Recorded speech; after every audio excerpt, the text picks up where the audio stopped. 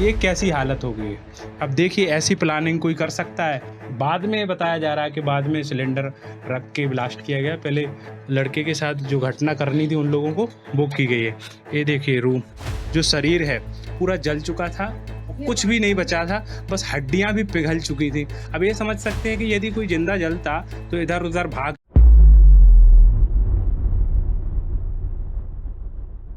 सुबह के लगभग 9:30 बज रहे थे। दिल्ली के तिमारपुर एरिया से कॉल आता है, फायर इन अ फ्लैट। जब फायर डिपार्टमेंट वहां पहुंचा, धुआं पूरे फ्लैट में छाया हुआ था। दरवाजा बंद था, लेकिन अंदर से कुछ ऐसा जल रहा था जिससे लग रहा था कि ये एक आम शॉर्ट सर्किट नहीं है। कुछ देर बाद जब आग बुझाई गई, एक जली हुई लाश मिली। रूम के अंदर एक सिलेंडर उल्टा पड़ा था, तेल और घी के डब्बे और वाइन बॉटल के फ्रेगमेंट्स, सब कुछ मिलाकर एक अजीब पिक्चर बना रहे थे, जैसे किसी ने ब्लास्ट का नाटक रचा हो।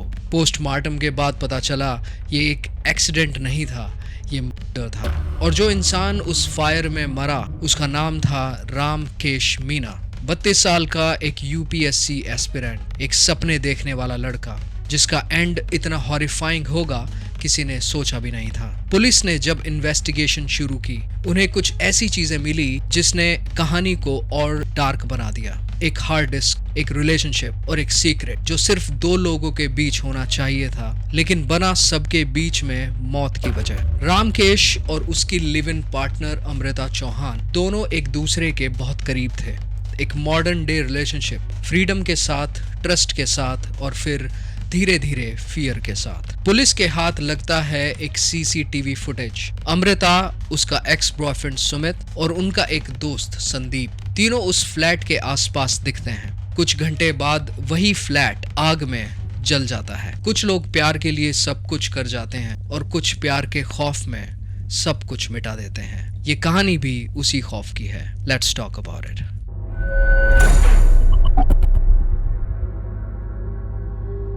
आग बुझ गई थी, लेकिन सवाल जल रहे थे। पुलिस के लिए सबसे बड़ी मिस्ट्री ये थी कि अगर ये शॉर्ट सर्किट था तो सिलेंडर खुला क्यों था? ऑयल और घी का क्या काम था एक बेडरूम के अंदर? और सबसे बड़ी बात, अगर रामकेश उस वक्त अकेला था तो दरवाजा अंदर से बंद कैसे हुआ?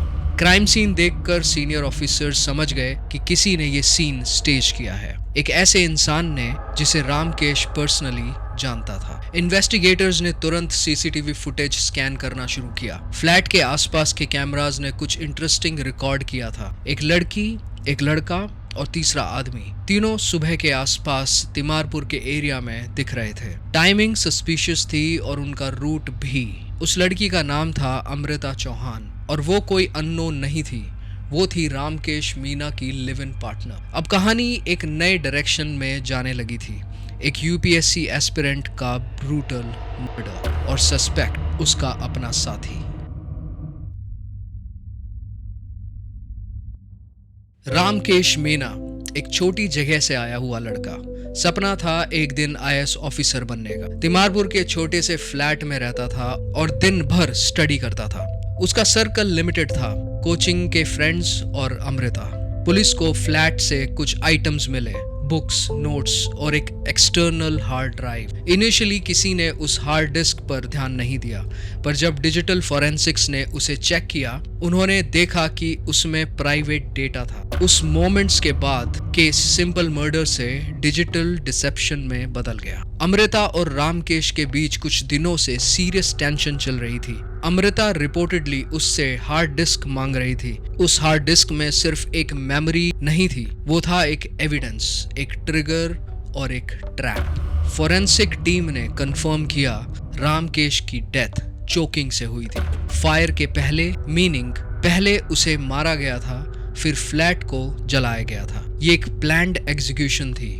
और सबसे शॉकिंग पार्ट, फ्लेम के पीछे कोई स्ट्रेंजर नहीं था। किलर वो थी जिस पे रामकेश सबसे ज्यादा ट्रस्ट करता था। कभी कभी सबसे डेंजरस क्रिमिनल्स वो होते हैं जिनके साथ हम ब्रेकफास्ट शेयर करते हैं। रामकेश मीना नाम सुन के एक सिंपल लड़का लगता है, पर उसके अंदर सपने बहुत बड़े थे।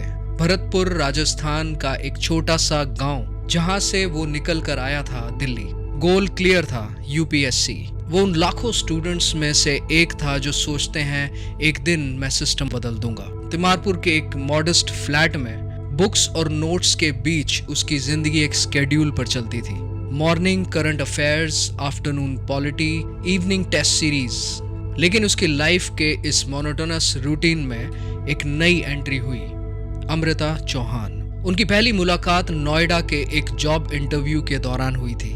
एक नॉर्मल दिन, एक रैंडम इंटरेक्शन, लेकिन कुछ कनेक्शंस ऐसे होते हैं जो इंस्टेंटली स्पार्क कर जाते हैं। और वही हुआ था रामकेश और अमृता के बीच। अमृता 21 साल की स्मार्ट, एम्बिशियस और अट्रैक्टिव लड़की। She had dreams too. लेकिन वो रामकेश जैसी डिसिप्लिन और स्ट्रक्चर वाली लड़की नहीं थी। उनका कनेक्शन इमोशनल था, पर अनइवन भी। स्टार्टिंग के कुछ महीने परफेक्ट लगे। Movie dates, study sessions, late night chats, वो दोनों एक दूसरे के कंफर्ट जोन बन गए थे। बट जैसे जैसे क्लोजनेस बढ़ती गई, वैसे वैसे कंट्रोल और इनसिक्योरिटी भी बढ़ने लगी। उनके रिलेशनशिप में एक डिजिटल लेयर भी थी, एक लेयर जहां ट्रस्ट और प्राइवेसी की बाउंड्रीज ब्लर हो गई थी। पर्सनल फोटोज, क्लिप्स और मोमेंट्स जो सिर्फ उन दोनों के बीच रहनी चाहिए थी, लेकिन उन्होंने उन्हें रिकॉर्ड्स भी किया था।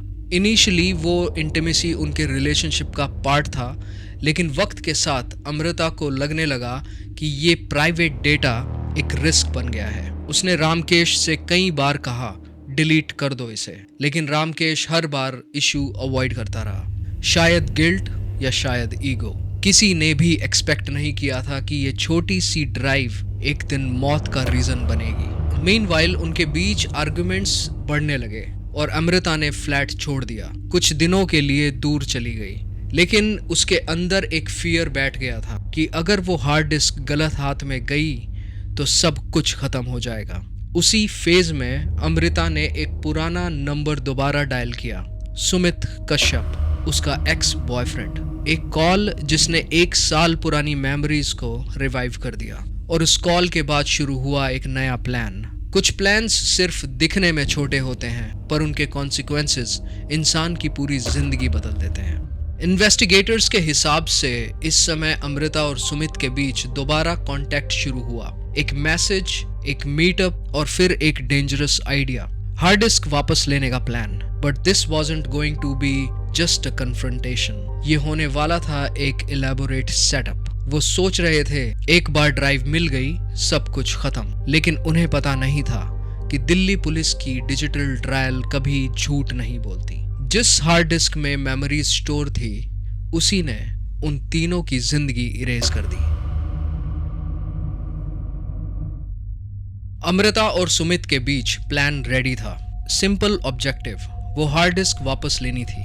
लेकिन जब फियर और एंगर मिक्स हो जाते हैं, सिंपल प्लान्स कभी सिंपल नहीं रहते। पुलिस के इन्वेस्टिगेशन के हिसाब से सितंबर के एंड में उन्होंने एक और आदमी को इन्वॉल्व किया, जिसका नाम था संदीप कुमार। एक दोस्त जिसे शायद पूरी कहानी पता नहीं थी, लेकिन पैसे और लॉयल्टी ने उसे इस डेंजरस गेम का हिस्सा बना दिया। 6 अक्टूबर, वो दिन जहां सब कुछ खत्म होने वाला था। सुबह सुबह 3 लोग एक प्लान के साथ निकलते हैं। एक बैकपैक, कुछ बॉटल्स और एक की, जो अमृता के पास थी क्योंकि वो पहले भी उस फ्लैट में रहती थी। अराउंड 8 AM वो तिमारपुर के उस फ्लैट के आसपास पहुंचते हैं। फ्लैट के अंदर रामकेश अपना रूटीन स्टार्ट कर रहा था, ब्रेकफास्ट, नोट्स और टेस्ट प्रेपरेशन। उसे नहीं पता था कि कुछ मिनट्स बाद उसका नाम हर न्यूज हेडलाइन में होने वाला है। पुलिस के रिकॉर्ड्स के मुताबिक अमृता ने डोर खोला, एक नॉर्मल एंट्री जैसी,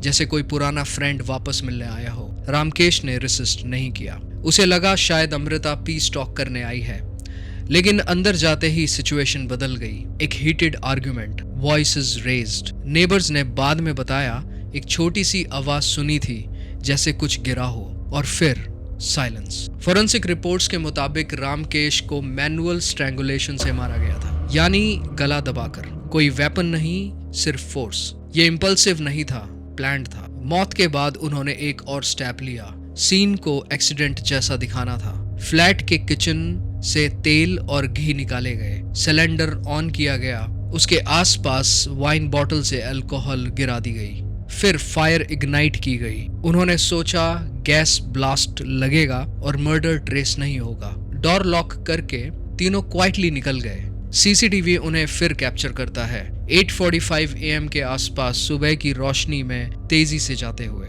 वो समझ रहे थे काम खत्म, प्रूफ डिस्ट्रॉय हो गए, कोई उन्हें ट्रेस नहीं करेगा। लेकिन रियलिटी कुछ और थी। पुलिस ने जब फायर सीन इंस्पेक्ट किया, उन्हें कुछ छोटी छोटी डिटेल्स मिली जिन्होंने पूरी स्टोरी ही बदल दी। सिलेंडर ओपन था पर ब्लास्ट के साइंस नहीं थे। फ्लेम पैटर्न किचन से बेडरूम तक नहीं गया और सबसे इंपॉर्टेंट, विक्टिम की बॉडी पे प्री फायर इंजरीज थी। ये था प्रूफ कि रामकेश आग लगने से पहले ही मर चुका था। फॉरेंसिक्स ने एक और शॉकिंग क्लू दिया। रामकेश के फोन पर उस सुबह एक लास्ट कॉल थी अमृता के नाम से, एक मिस्ड कॉल, और उसके बाद साइलेंस। यहां से पुलिस ने एक के बाद एक थ्रेड पुल करना शुरू किया। CCTV footage, mobile tower locations, payment trails, सब कुछ अमृता और सुमित तक जा रहे थे। और जब उन्हें पिक किया गया, सब कुछ सामने आया। पूरा प्लान, पूरा मोटिव, सब कुछ। उन्होंने सोचा था आग सब कुछ मिटा देगी, पर डिजिटल दुनिया में कुछ भी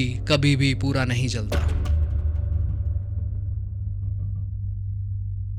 पुलिस के लिए अब ये सिर्फ एक एक्सीडेंटल फायर नहीं, एक होमिसाइड मिस्ट्री बन चुकी थी। क्राइम सीन के हर कोने को फॉरेंसिक टीम ने एग्जामिन किया। सिलेंडर के नोजल्स पे किसी के फिंगर मार्क्स थे और गैस का प्रेशर मीटर अनटच था। किसी ने जानबूझकर फ्लेम इग्नाइट किया था, पर ब्लास्ट होने से पहले ही सब कुछ कंट्रोल में ले लिया गया था। पोस्टमार्टम रिपोर्ट्स ने सब डाउट क्लियर कर दिए। इन्वेस्टिगेटर्स ने अब टाइमलाइन पीस बाय पीस बनाना शुरू किया। फ्लैट के सीसीटीवी, सोसाइटी गेट के कैमरास और नियर बाय ट्रैफिक फुटेज सब एनालाइज किए गए और एक पैटर्न इमर्ज हुआ। सुबह 8:05 अमृता एंट्री करती है। 8:07 सुमित और संदीप कॉर्नर के कैमरे में दिखते हैं। 8:45 तीनों एक साथ एरिया से निकलते हुए कैप्चर होते हैं। ये वो 40 मिनट थे जिसमें एक जिंदगी खत्म हो गई थी। डिजिटल टीम ने फोन टावर डेटा निकाला। तिमारपुर के टावर से अमृता का मोबाइल सिग्नल 8 से 9 बजे तक एक्टिव था और आयरनी ये थी कि उसके कॉल लॉग्स में एक लास्ट मैसेज था, डिलीट इट प्लीज। पुलिस के लिए यही था फर्स्ट मेजर क्लू। अब इन्वेस्टिगेशन ने एक नया शेप लिया।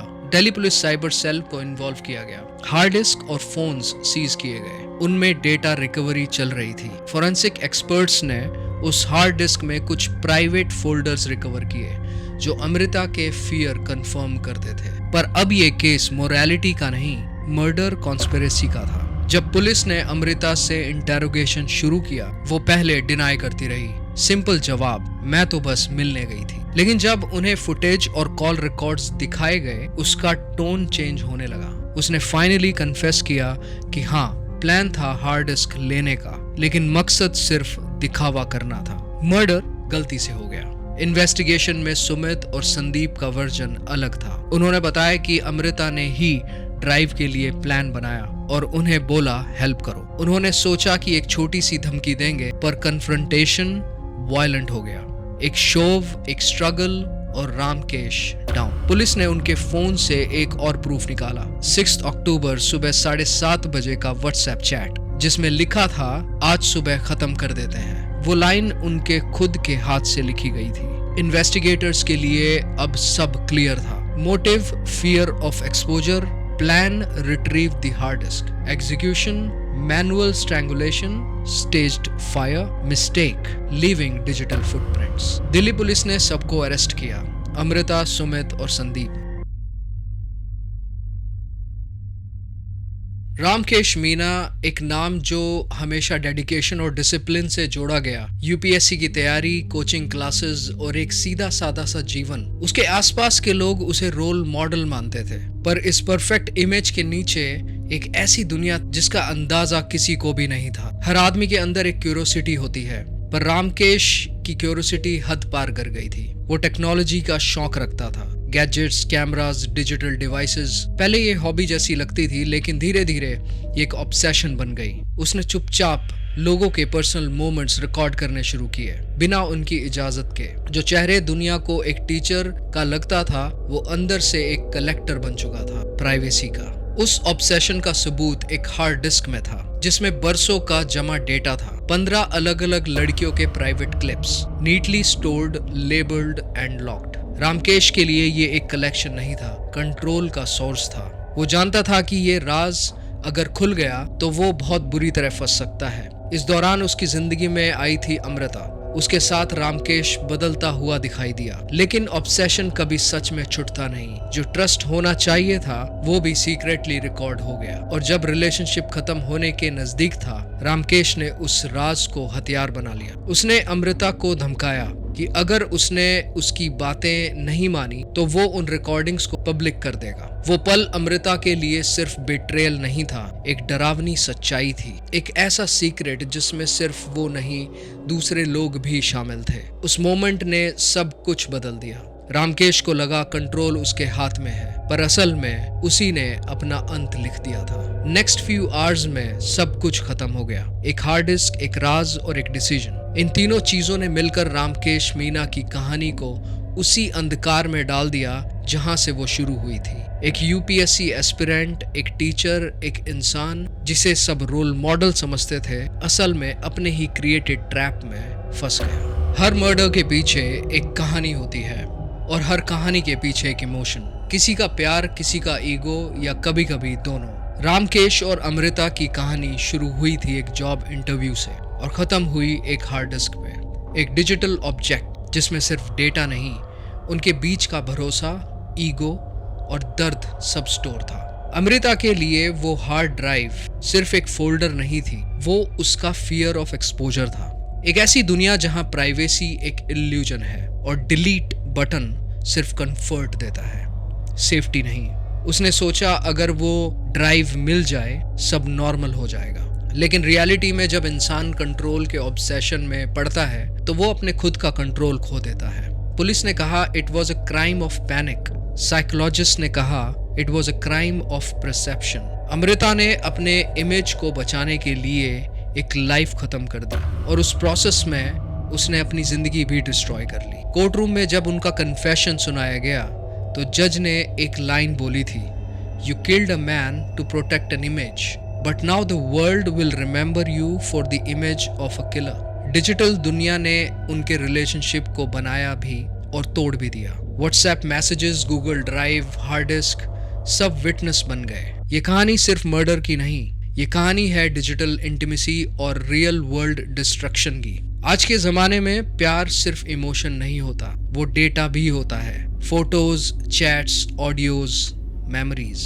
और जब वो डेटा किसी के कंट्रोल से बाहर चला जाता है तब इमोशंस वेपन बन जाते हैं। एक साइकोलॉजिस्ट ने कहा था, fear of humiliation is stronger than the fear of punishment. और यही हुआ। एक इमोशनल मोमेंट ने 3 जिंदगियां खत्म कर दी। ये केस सिर्फ दिल्ली का नहीं था, ये केस हर उस रिलेशनशिप का था जहां ट्रस्ट क्लाउड पे सेव होते हैं, जहां एक स्क्रीनशॉट, एक ड्राइव, एक मैसेज जिंदगी बर्बाद कर सकता है। और जब हम कहते हैं लव, सेक्स और धोखा, तो शायद समझना चाहिए कि कभी कभी धोखा किसी और ने नहीं, हमने खुद से किया होता है। रामकेश का केस एक रिमाइंडर है that privacy isn't a right anymore, it's a luxury. अगर आपको इस कहानी ने सोचने पर मजबूर किया तो वीडियो को लाइक करें और शेयर करें उन लोगों के साथ जो डिजिटल रिलेशनशिप्स में अपना सब कुछ अपलोड कर देते हैं। और हाँ, कमेंट करके बताएं क्या आप मानते हैं कि डिजिटल इंटीमेसी हमारी जनरेशन का सबसे बड़ा रिस्क है। मैं हूं उपमन्यु और आप देख रहे हैं Talaashi the true crime hunt channel. Next week हम ला रहे हैं एक नया केस, एक ऐसा केस जहां सस्पेक्ट और विक्टिम दोनों एक ही घर के थे। Stay tuned and thank you for watching.